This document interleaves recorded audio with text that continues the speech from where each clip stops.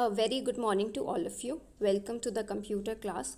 I'm your computer teacher Supriti, and students, today we are going to start with the fourth chapter, that is types of software. Okay, so before going and studying about the types of software, let's just study about what is a software. So we go with the introduction part. The hardware of any computer system cannot operate on its own it unless it is instructed with the help of instructions and programs called software.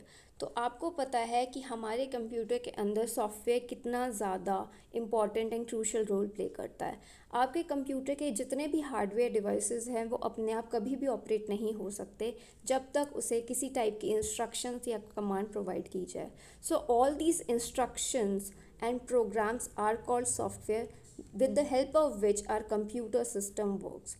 Okay, all types of hardware will be a useless piece unless a set of instructions is not present to control it. तो चाहे हमारा mouse है, keyboard है, monitor है, CPU है, so all these hardware pieces will be totally useless if we don't have any set of instructions to control them. So that's why our software is really very important to control the functioning of our computer system. Okay, computer software. As you know, a computer needs both hardware and software for its proper functioning. तो हमारे computer की proper functioning के लिए हमें दो चीज़ों की requirement है, that is hardware and software. So what is a software now? Software is a set or collection of programs, procedures, and documentation designed to carry out special tasks. तो software वो एक कलेक्शन है उन programmes का, procedures का या उन सब डॉक्यूमेंट्स का जिनको स्पेशली डिज़ाइन किया गया है कुछ स्पेसिफिक टास्क परफॉर्म करने के लिए.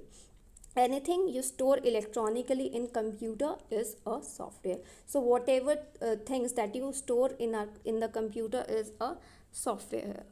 Okay, so now we have basically these types of software. So first is system software, then the second one is application software, and the third one is utility software. So let's just get started with the system software. System software is a software which manages and controls computer hardware so that the application software can perform a task. ठीक है, तो system software वो software होता है जिसकी help से आपका computer hardware, जितने भी आपके कंप्यूटर के हार्डवेयर डिवाइसेस हैं वो मैनेज हो सकते हैं और कंट्रोल हो सकते हैं ताकि उन पर्टिकुलर डिवाइसेस की हेल्प से आपका एप्लीकेशन सॉफ्टवेयर कोई पर्टिकुलर टास्क परफॉर्म कर सके. Okay, they are specialized programs that helps to use input or output devices and also helps to execute programs written in other languages. तो ये specialised programmes होते हैं जिनकी हेल्प से हम अपने इनपुट और आउटपुट डिवाइसेस को यूज़ कर सकते हैं एज वेल एज एग्जीक्यूट कर सकते हैं उन प्रोग्राम्स को जो डिफरेंट लैंग्वेजेस में या फिर दूसरे लैंग्वेजेस में लिखे होते हैं. So now system software can be classified into these four categories. So these four categories are assemblers, compilers, interpreters and operating system. So as all of you know, operating system के हमारे पास examples हैं जैसे Microsoft. जो भी हम आजकल operating systems widely use करते हैं वो है Microsoft Windows, या अगर if we use Mac systems then we have Mac OS या फिर Linux या फिर और भी काफ़ी सारे हमारे पास operating systems present है आजकल के टाइम में. Then we come to the next topic, that is language processors and translators. So students, as all of you know that our computer only understands binary language, or you can say our computer system only understands machine language. ठीक है, तो जो हमारी binary language होती है that is basically a pattern of zeros and ones. तो whatever information you give to the computer basically translate that information in the form of zeros and ones. तो basically zero और one के pattern में ही वो अपने अंदर store करता है इन्फॉर्मेशन को और सारी प्रोसेसिंग भी उसी हेल्प से करता है. So that's why it's very difficult for us, like हम यूज़र्स के लिए बहुत ज़्यादा डिफ़िकल्ट हो जाता है उन सब इंस्ट्रक्शंस को मशीन लैंग्वेज में लिखना. Therefore we need some kind of language processors so that processing program codes can be converted into machine code, ताकि वो processing program codes जो हैं वो मशीन कोड में कन्वर्ट हो जाए और हमारा कंप्यूटर easily प्रोसेस कर सके उन सब इंस्ट्रक्शंस को. Okay, so now program. What is a program? A program is a set of instructions that instruct the computer to follow a particular prescribed path. तो प्रोग्राम क्या होता है? प्रोग्राम बेसिकली एक सेट ऑफ इंस्ट्रक्शंस है जिसकी help से हमारा computer एक प्रोसीजर में, एक फॉलोड प्रोसीजर में काम करता है. A program consist of 3 broad instructions. तो एक प्रोग्राम के अंदर बेसिकली 3 इंस्ट्रक्शंस होती है. First is input, then is calculation and after that output. Okay, so now we have 3 widely used types of language translators. So these are compilers, assembler, and finally we have the interpreters. So what is a compiler? Compiler is a software program that compiles entire program, or you can say source code, into an executable program. तो compiler एक ऐसा software program है जिसकी help से आपका पूरा programme, या फिर बोल सकते हो आप सोर्स कोड, एक एग्जीक्यूटेबल प्रोग्राम के अंदर कन्वर्ट हो जाता है या फिर एग्जीक्यूट हो जाता है. Okay, once the source code files are compiled the program can not be modified. तो जब आपका सोर्स कोड, या फिर आप बोल सकते हो जो भी आपने प्रोग्रामिंग की है एक पर्टिकुलर फाइल के अंदर, जब वो कंपाइल हो जाती है तो आपका प्रोग्राम मॉडिफाई नहीं हो सकता. Therefore, any changes must be made in the source code and the program must be recompiled. So that's why if you want to change anything in the program, for that you need to make changes in the source code, and after making changes in the source code your program needs to be again recompiled. Okay, so now जो हमारी source code files होती हैं वो basically हमारी high level languages में लिखी जाती हैं.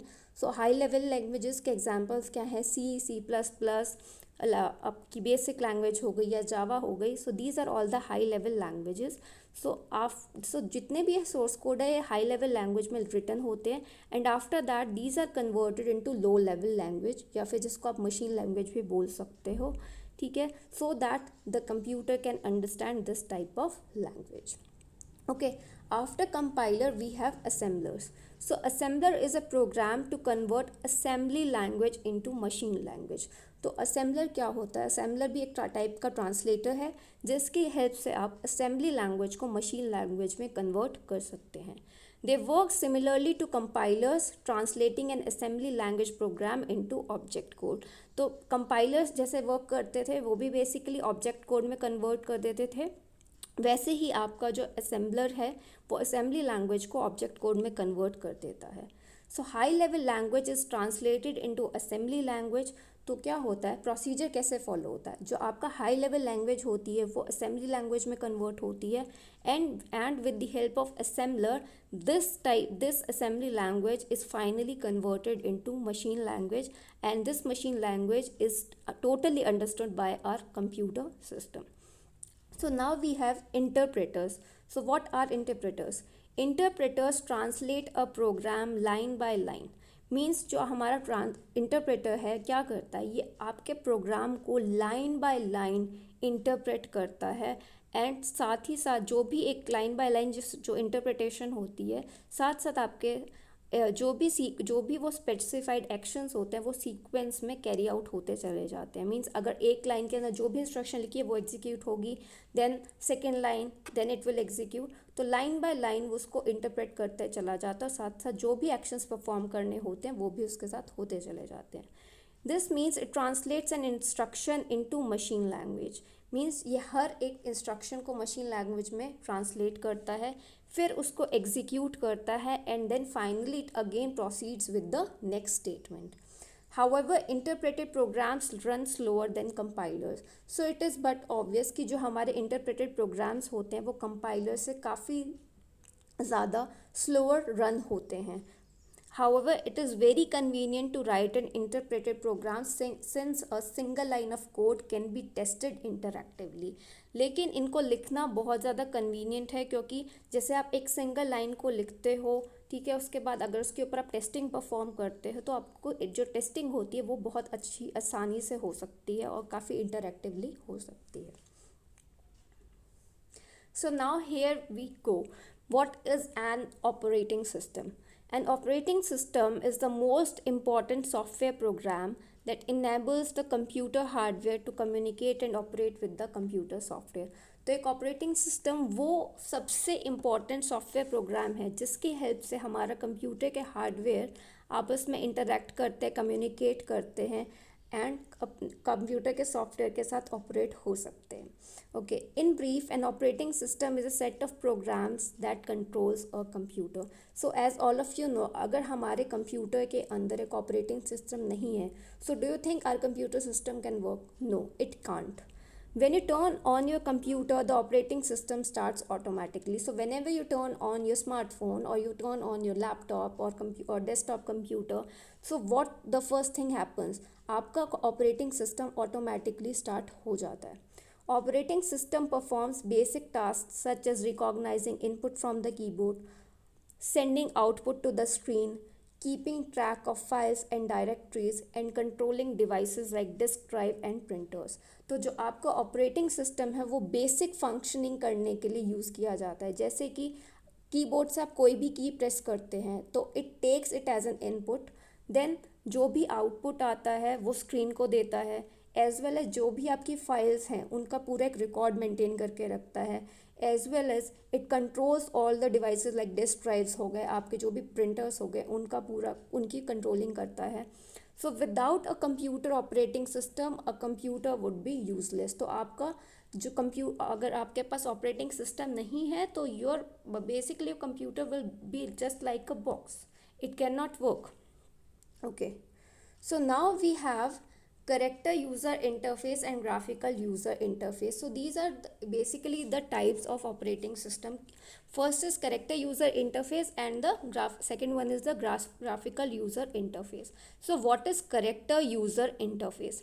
This type of operating system requires the user to interact by typing commands like, ठीक है, जैसे ये जो हमारा करेक्टर यूज़र इंटरफेस है, अगर आपको याद हो MS DOS के अंदर या फिर हमारा जो यूनिक्स सिस्टम है, यूनिक्स ऑपरेटिंग सिस्टम है, बेसिकली इनके अंदर हम काम कैसे करते हैं, हम इसके अंदर काम कमांड्स की एंट्री करके करते हैं. मतलब कीबोर्ड से आप कुछ कमांड्स दोगे, इंस्ट्रक्शंस दोगे, only then it will perform certain kind of instructions. तो ये था हमारा character user interface. Basically characters की हेल्प से ये इंटरेक्ट करता है यूज़र के साथ. Okay, after that we have graphical user interface, जिसको हम GUI भी बोलते हैं.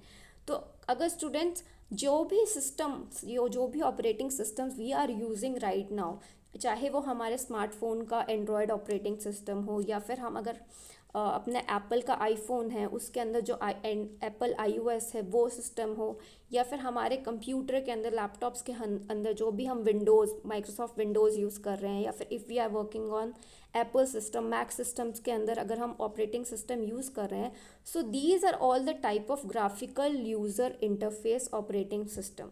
So this operating system is graphics oriented and user can use a device like mouse, light pen etc. to interact with the system by clicking. तो जैसे भी आप देखते हो आपकी स्क्रीन जो है आजकल के टाइम में, जो भी हम लैपटॉप के अंदर different icons है, या फिर when we use a smartphone we have a screen through which we can interact. So all this system makes up the GUI. Okay, so Windows is the most popular GUI based operating system and we have lots and lots of example of GUI. अगर हम Mac OS की बात करें, ठीक है, हम Windows की बात करें, हम लाइनक्स की बात करें, हम उबुंटू की बात करें, so these are all the type of graphical user interface operating system. Okay, so a very important thing here is in the note it is written source code क्या होता है.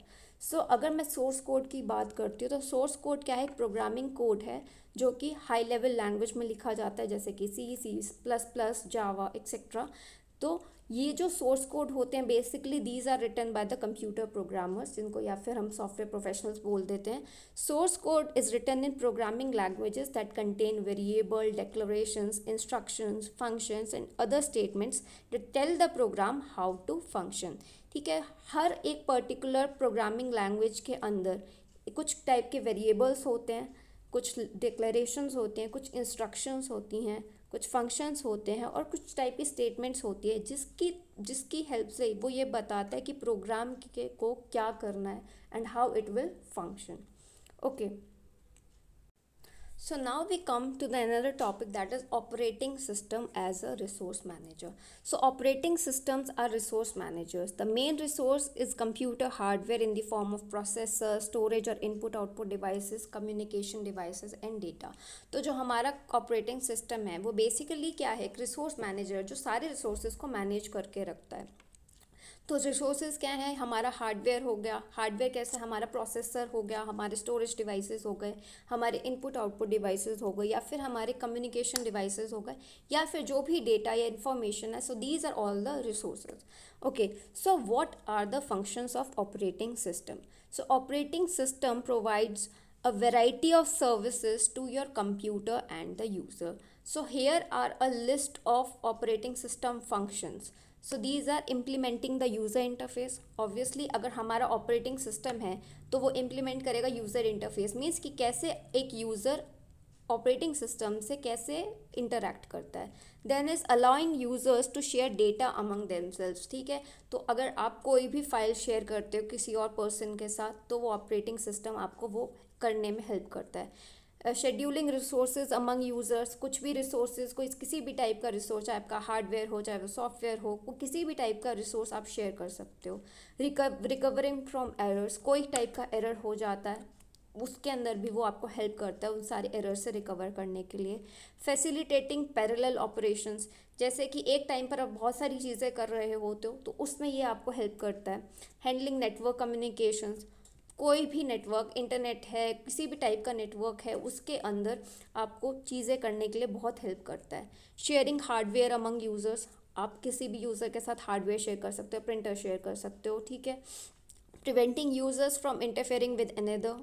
ठीक है, दूसरे पर्सन के साथ इंटरफेयर करने से आपको हेल्प करता है, मतलब दूसरा अगर कोई कंप्यूटर है तो आपके उससे आपके सिस्टम्स के साथ वो इंटरफेयर नहीं कर सकता.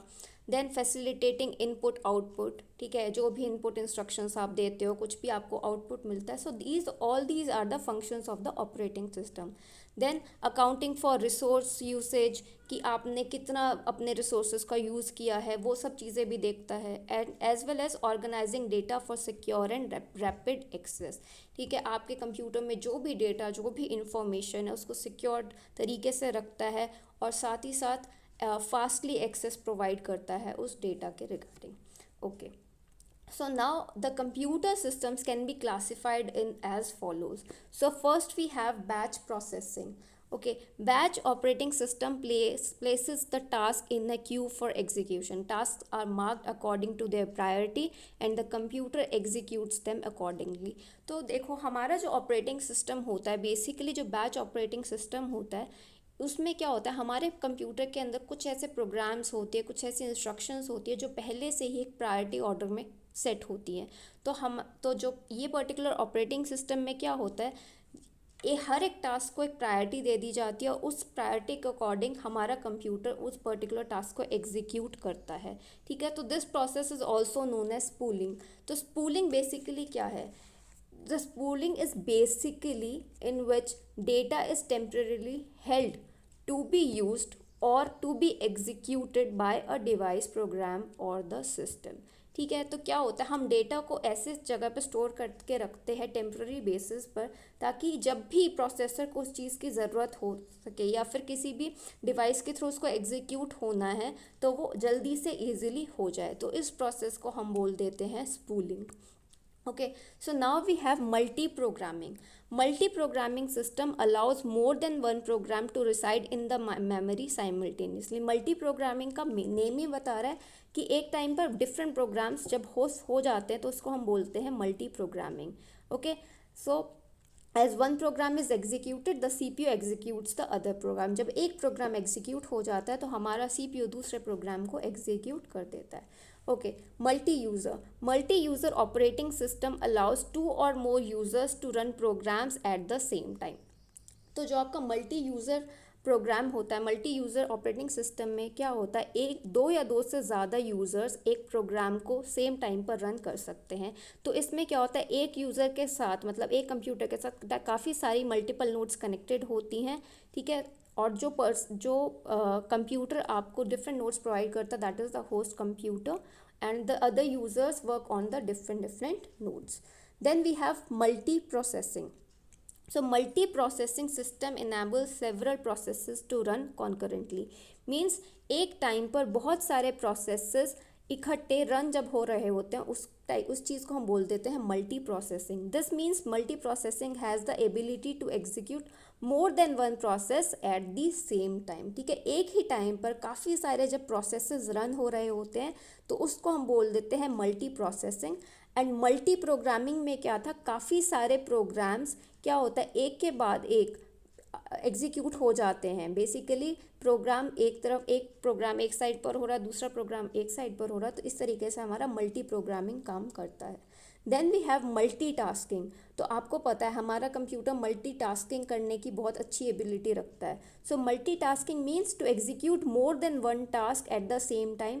इन multitasking only one CPU is involved that allows a program to switch to another program so quickly that it gives the appearance of executing all of the programs at the same time. जैसे कि suppose करो कि आप एक तरफ MS Word पर काम कर रहे हो and on the other side you are accessing the internet. So this is all done with the help of multitasking.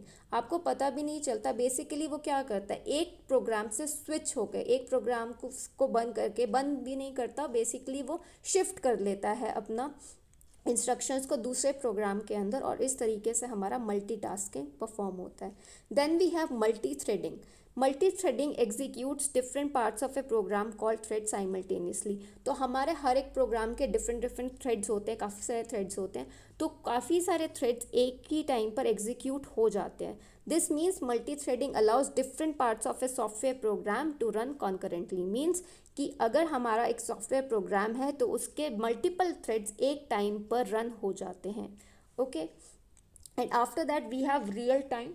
ठीक है, तो रियल टाइम ऑपरेटिंग सिस्टम वो सिस्टम्स होते हैं जो आपके इनपुट को बहुत इमीडिएटली रिस्पॉन्ड करते हैं, एकदम से रिवर्ट बैक करते हैं. जैसे कि हमारी जो ATM मशीन्स हो गई, ठीक है, so these are all the type of real time operating systems. जैसे आपके ठीक है, जैसे कि आपके फ्लाइट सिमुलेटर्स हो गए, जो भी सबमरीन में जो भी सिस्टम्स लगे होते हैं, so these are all the real time operating systems. The real-time operating systems are the systems that respond to input immediately. Real-time systems are used to navigate in which computer react to a steady flow of new information without any interruption. तो एकदम से जो आपका computer होता है वो new information को एकदम से रिएक्ट करता है बिना किसी इंटरप्शन के. Okay, so now we have application software. It is design to cater to the need of different users. तो एप्लीकेशन सॉफ्टवेयर्स क्या है, ये डिफरेंट एप्लीकेशंस प्रोवाइड करते हैं जैसे यूज़र्स को रिक्वायरमेंट होती है. Application software is unable to run without the operating system and system utilities. So as all of you know कि हमारा एप्लीकेशन सॉफ्टवेयर बिना ऑपरेटिंग सिस्टम के वर्क नहीं कर सकता. ठीक है, सो what are the examples of application software? Word processor, spreadsheet, database management system, desktop publishing. So these are the very common application software that we use in our day-to-day activities. Okay, so different types of applications. There are several types of applications to make the task of a user easy and smooth. तो हमारे पास different type की applications है जिसकी help से हमारा जो user है वो किसी भी टास्क को बहुत ईजीली और स्मूथली परफॉर्म कर सकता है. A computer user can perform a number of functions or methods using these applications. तो कोई भी पर्सन है, जब भी हम अपने कंप्यूटर के अंदर यूज़ करते हैं तो इन सब एप्लीकेशंस को हम बहुत इजीली एक्सेस कर सकते हैं और काफ़ी सारे फंक्शंस की हेल्प से हम इन सब चीज़ों को परफॉर्म कर सकते हैं. A user can present and manage information as per choice. ठीक है, तो हम जो हैं कोई भी यूज़र प्रेजेंट कर सकता है और मैनेज कर सकता है किसी भी इंफॉर्मेशन को अकॉर्डिंग टू हिज और her choice. So following are the main applications with different functions. तो हमारे पास अब हम पढ़ेंगे regarding different type of application और हर एक एप्लीकेशन के अपना एक डिफरेंट फंक्शन है. So first of all we have word processing application. So this application is able to edit and create documents in various formats. तो जैसे अगर हम MS Word की बात करें तो that is a word processing application. तो इसकी हेल्प से हम अपने नए डॉक्यूमेंट्स को क्रिएट कर सकते हैं, as well as we can edit the documents. These formats are PDF, word, notepad and other text editors. Okay, so ये जो फॉर्मेट्स हैं ये क्या है, PDF है, वर्ड फाइल हो सकती है आपकी, नोटपैड हो सकता है, या फिर दूसरे टेक्स्ट एडिटर्स हो सकते हैं. They also have conversion ability with which you can convert a file from one format to another. So आपको पता है कि हम किसी भी वर्ड फाइल के अंदर अगर हम काम कर रहे हैं तो उस वर्ड फाइल को हम PDF में कन्वर्ट कर सकते हैं, ठीक है, and vice versa it can go. तो इस तरीके से हम अपने वर्ड प्रोसेसिंग एप्लीकेशन की हेल्प से किसी भी डॉक्यूमेंट को क्रिएट कर सकते हैं एंड एडिट कर सकते हैं. Okay, so after that we have spreadsheet application. तो स्प्रेडशीट एप्लीकेशन क्या होती है? This program enables a user to perform mathematical calculation. So the best example for the spreadsheet application is MS Excel. ठीक है, तो आप सब ने पढ़ा है कि MS Excel के अंदर हमारा जो भी डेटा होता है वो रोज एंड कॉलम्स के फॉर्म में प्रेजेंट होता है, and we can apply a lot of numerical calculations over there. We can perform different type of calculations over there. So these application exhibit a grid containing multiple cells. तो जो भी हमारी रोज and columns की basically intersection होती है उसको हम sales बोलते हैं. तो हमारे पास वहाँ पे डिफरेंट सेल्स होती है जिसमें हम अपने डेटा को एंटर करते हैं and we can perform mathematical calculations. Okay, then we have multimedia application. So this application equips a user to deploy multimedia elements like audio and video.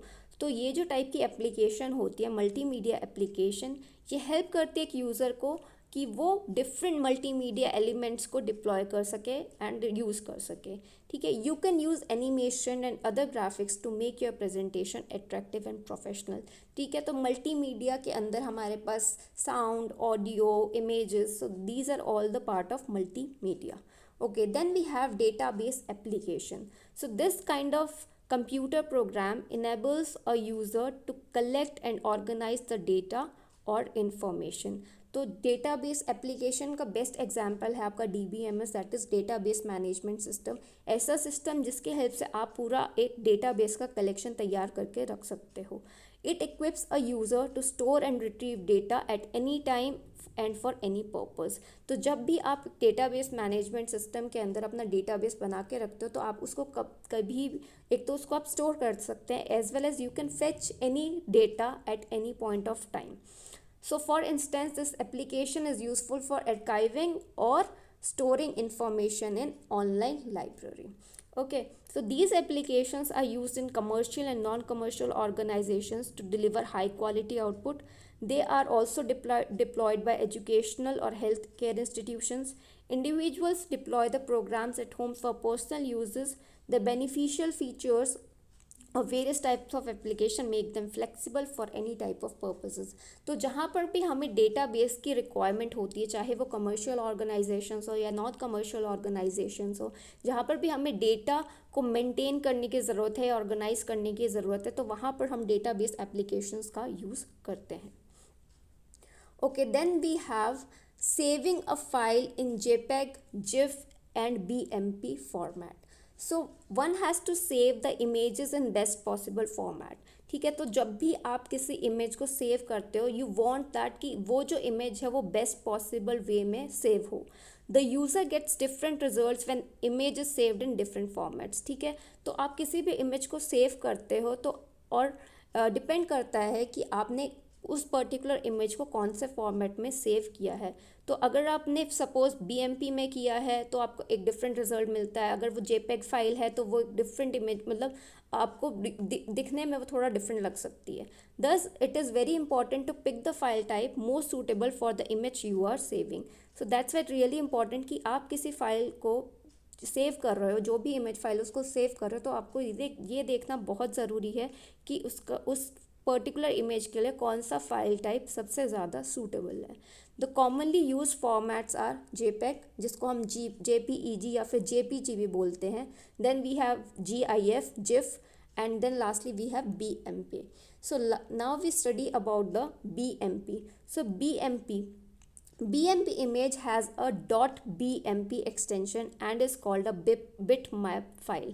ठीक है, तो BMP stands for bitmap file और जो इसकी extension होती है, तो कोई भी इमेज अगर BMP फॉर्मेट से सेव्ड है तो उसकी एक्सटेंशन होगी .bmp. A bitmap consists of several small pixels in grid which is known as resolution. So everybody knows about pixels. तो हम जैसे बोलते हैं कि कोई भी अगर इमेज है उसके अंदर जितने भी नंबर ऑफ पिक्सल्स जितने ज़्यादा होंगे उतनी ही आपकी जो पिक्चर क्वालिटी है या उसका रेजोल्यूशन है उतना ही बेटर होगा. The appearance of bitmap image depends on it's resolution. ठीक है, तो बिटमैप इमेज की जो अपीयरेंस है वो उसके रेजोल्यूशन पे डिपेंड करता है. So one should keep in mind that a bitmap saved with the resolution of 32 pixels must have 32 pixels. ठीक है, तो अगर आप बिटमैप फाइल को सेव कर रहे हो तो just have it in mind कि अगर उस पर्टिकुलर इमेज का रेजोल्यूशन 32 पिक्सल्स है, so that should be saved in 32 pixels. Okay, if the user changes the size of the image it's quality will be affected. तो अगर आपने कभी भी देखा हो, अगर आपने BMP फाइल को सेव किया हो, अगर उसको कभी आप स्ट्रेच करते हो, उसका साइज़ चेंज करते हो, तो उसकी क्वालिटी जो है वो ख़राब होनी शुरू हो जाती है. अगर उसको आप एक्सपेंड कर दोगे, स्ट्रेच कर दोगे, तो इट विल स्टार्ट ब्लरिंग, आपको उसकी क्वालिटी उतनी अच्छी नहीं लगेगी. Then after BMP we have JPG. So JPG basically stands for Joint Photographic Experts Group or Joint Photographic Group. तो जो इसकी एक्सटेंशन होती है that is .jpg format.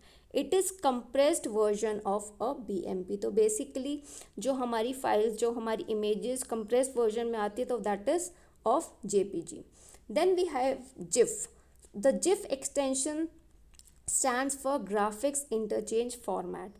A GIF is another form of a compressed BMP. जैसे BMP की एक form है हमारे पास JPG, उसी तरीके से दूसरी फॉर्म है हमारे पास GIF. An image is saved as .gif and it can retain all its details, which means no information is lost when you save the image. ठीक है, तो अगर आप जब इसको सेव करते तो इसमें से कोई भी इंफॉर्मेशन, कोई भी कंटेंट आपका लॉस नहीं होता जब भी आप इस पर्टिकुलर टाइप की इमेज को सेव करते हो. तो जिप्स में आपके पास एनिमेशन भी आ सकता है, साथ साथ आपके पास जो स्टैटिक इमेजेस है वो भी आपकी जिप फाइल सेव कर सकती है. Okay, so students that's all for today. So thank you so much.